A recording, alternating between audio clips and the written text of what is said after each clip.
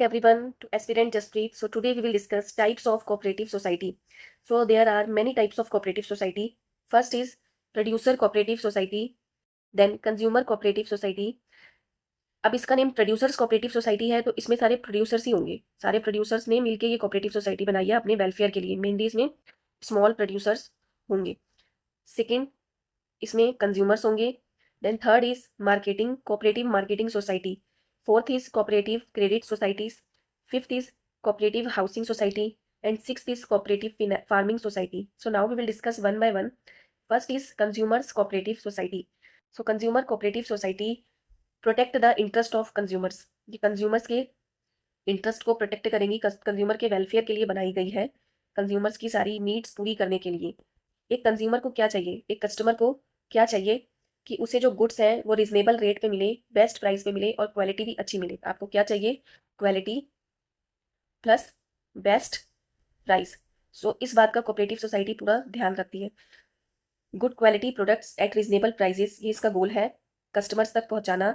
No middle man are there, because आपको मैंने ये पहले भी बताया था कि फैक्ट्री में अगर गुड्स प्रोड्यूस हो रहे हैं उसके बाद वो गुड्स होलसेलर खरीदेगा बल्क में प्रोड्यूसर से, फिर ये होलसेलर आगे रिटेलर्स को गुड्स प्रोवाइड करेगा, अवेलेबल करवाएगा, फिर रिटेलर्स फाइनल कस्टमर तक ये गुड्स पहुंचाएंगे।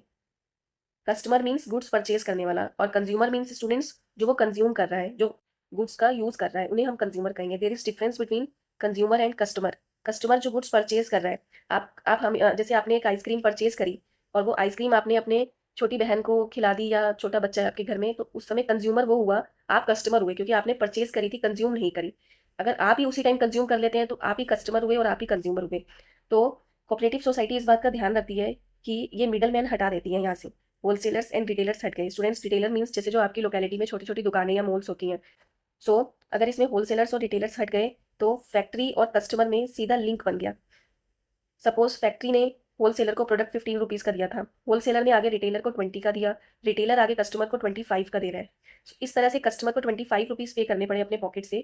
लेकिन अगर सीधा कस्टमर फैक्ट्री से ही प्रोडक्ट लेगा तो उसे कितने का पड़ेगा? 15 रुपीज़ का। सो 5 रुपीज़ का इसमें डिफरेंस आ गया। सो 5 रुपीज़ प्रॉफिट हो गया कस्टमर्स को।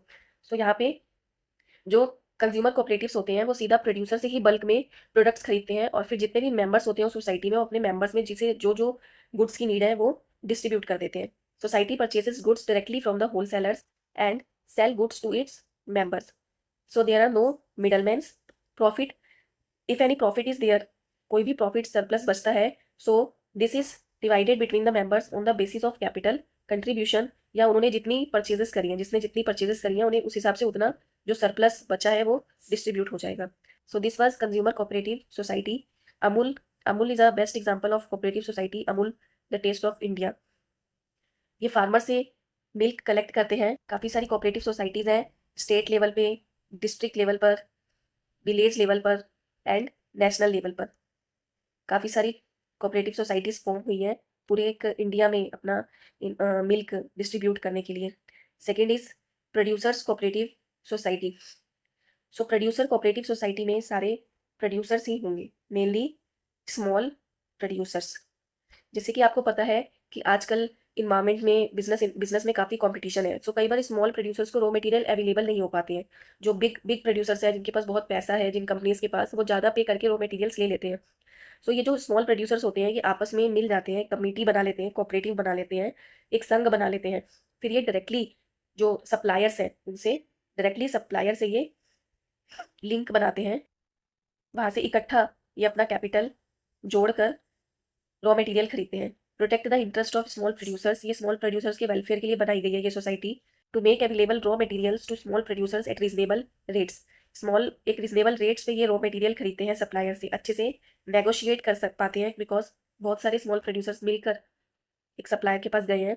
Also buys their output for sale. उसके बाद इन्होंने जो फाइनल आउटपुट बनाया है, इन्होंने जो फाइनल आउटपुट बनाया है सेल के लिए, वो भी प्रोड्यूसर कोऑपरेटिव सोसाइटी बाय करती है।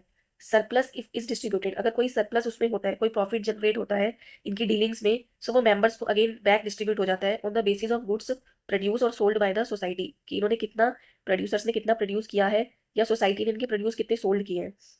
तो producer cooperative society small producers की हेल्प करने के लिए बनाई जाती है। These are some of the examples also of the producer cooperative societies. Third is marketing cooperative society. Students, marketing means ये cooperative society गुड्स सोल्ड करने में मदद करती है अपने मेंबर्स की, मार्केटिंग फंक्शन देखती है। फॉर एग्जांपल एडवर्टाइजमेंट देखेगी, सारी डीलिंग्स जो करनी है, सेलिंग फंक्शन देखेगी। Now let's discuss, it help small producers in selling their products. Small producers की मदद करती है उनका आउटपुट सोल्ड करने के लिए। Mainly producers who wish to obtain reasonable prices for their output. इसमें सारे प्रोड्यूसर्स ही होते हैं इस कोऑपरेटिव सोसाइटी में। सारे प्रोड्यूसर्स ने ही ये कोऑपरेटिव सोसाइटी फॉर्म करी है ताकि वो जो अपना आउटपुट है वो अच्छे दामों पर बेच पाए, अच्छे से नेगोशिएट कर पाए, उन्हें बेस्ट प्राइस मिल पाए अपने आउटपुट के लिए।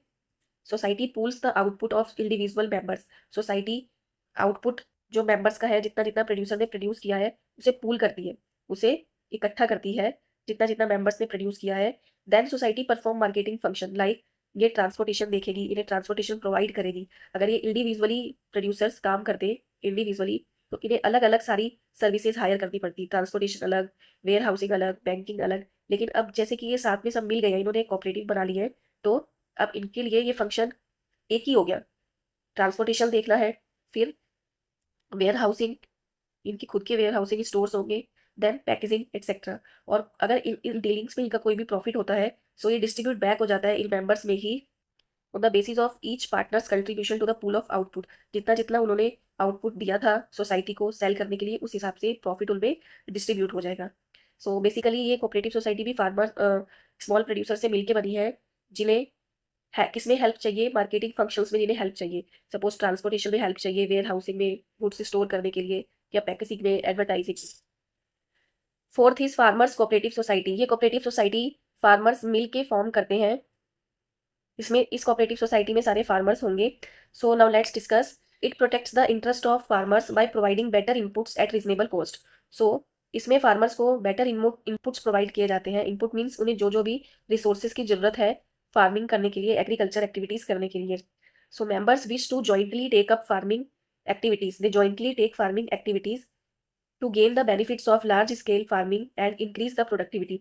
स्टूडेंट्स, हमारे इंडिया में ये बहुत ही बेसिकली आम बात है कि जो फार्मर्स हैं उनकी अपनी अपनी स्मॉल स्मॉल होल्डिंग्स हैं, छोटे छोटे खेत होते हैं लोगों के, बट इन पे फिर कॉस्टिंग ज़्यादा आती है, एग्रीकल्चर या फार्मिंग एक्टिविटीज़ करने में कॉस्टिंग ज़्यादा आती है।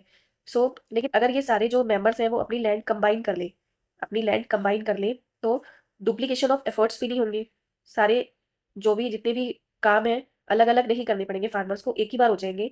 लार्ज स्केल फार्मिंग, छोटे छोटे खेत में फार्मिंग करने के बजाय ये एक लार्ज स्केल फार्मिंग करते हैं, जिसपे फिर कॉस्टिंग कम आती है, कॉस्टिंग कम आती है और प्रोडक्टिविटी भी बढ़ जाती है। प्रोडक्टिविटी, कॉस्टिंग कम आती है और प्रोडक्टिविटी भी बढ़ जाती है, इनकी फसल अच्छी होती है, बिकॉज इन्होंने छोटे छोटे स्मॉल स्मॉल होल्डिंग्स को कन्वर्ट करके लार्ज स्केल फार्मिंग कर रहे हैं। तो आप अगर आप बड़े स्केल पे काम करते हैं तो आपका खर्चा भी कम आता है और आपका प्रोडक्शन भी ज़्यादा होता है। सो सोसाइटी इन्हें बेटर क्वालिटी के सीड्स भी प्रोवाइड करती है, फर्टिलाइजर प्रोवाइड करती है। अब ये जो छोटे छोटे खेत थे ये एमेबल नहीं, ये कैपेबल नहीं थे। अब ये जो छोटी छोटी होल्डिंग्स थी, यहाँ पे बड़ी बड़ी मशीनें काम नहीं कर सकती थी, प्रॉपर यहाँ पे मैकेनाइजेशन नहीं हो सकता था। बट लार्ज स्केल फार्मिंग्स में ये पॉसिबल है कि हम ज़्यादा यूज़ ऑफ मशीन्स का ज़्यादा इस्तेमाल कर सकते हैं, और मशीन्स का ज़्यादा इस्तेमाल करेंगे तो टाइम एफिशिएंट भी हो जाएगा, हमारा टाइम भी बचेगा फार्मिंग करने में। एंड अदर मॉडर्न टेक्निक्स यहाँ पे अप्लाई कर सकते हैं टू यूज़ इन कल्टिवेशन। सो सब डिविजन्स के बजाय एक लार्ज स्केल फैमिली फार्मिंग होती है, जिसमें कि टाइम की भी बचत होती है और कॉस्ट की भी बचत होती है। क्योंकि अगर ये फार्मर्स अलग अलग खेती करते तो इन्हें अलग अलग सारे काम करने पड़ते। हर हर फार्मर जाके बेटर क्वालिटी के सीड्स लेके आता, फर्टिलाइजर लेके आता, लेबर लेकर आता, लेकिन यहाँ पे सब कंबाइन हो गए तो लेबर का मूवमेंट भी कम हो गया और कॉस्टिंग और टाइम भी बच गया। Fifth is credit cooperative society. Now we will discuss credit cooperative society. So students, credit means loan provide करना, प्रोवाइड इजी क्रेडिट और reasonable terms. Reasonable terms means reasonable interest rate to the members. इसमें जो members होते हैं वो आपस में combine होते हैं, अपना अपना कैपिटल लगाते हैं। सपोज इसने 20 लगा लिया, इसने 10 लगा लिया, 40, 50, 20, 10। सो आपस में इनका जितना भी कैपिटल हो गया, सपोज यहाँ पे, सपोज नाउ कैपिटल इज 1,50,000। सो अब इन मेंबर्स में से जिसको भी जरूरत पड़ती है, सपोज सी को जरूरत पड़ी तो सी ये यहाँ पे इसमें से सी को लोन प्रोवाइड किया जा सकता है। So society protect the members, अपने मेंबर्स को प्रोटेक्ट करती है from the exploitation of landers. So आपको पता है कि अगर ये बाहर से लोन लेते तो इन्हें इंटरेस्ट रेट काफ़ी पे करनी पड़ती। सपोज ये इंटरेस्ट रेट 10% पे भी इन्हें कर्जा उठाना पड़ता है या 20%।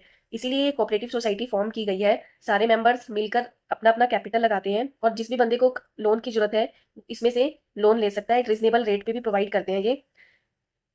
It provide loans out of the capital contributed as capital at low rates. Low rates पे मेंबर्स की मदद की जाती है। जब भी इन्हें कैपिटल की जरूरत है, लोन की जरूरत है, इन्हें प्रोवाइड किया जाता है। Fifth is cooperative housing society.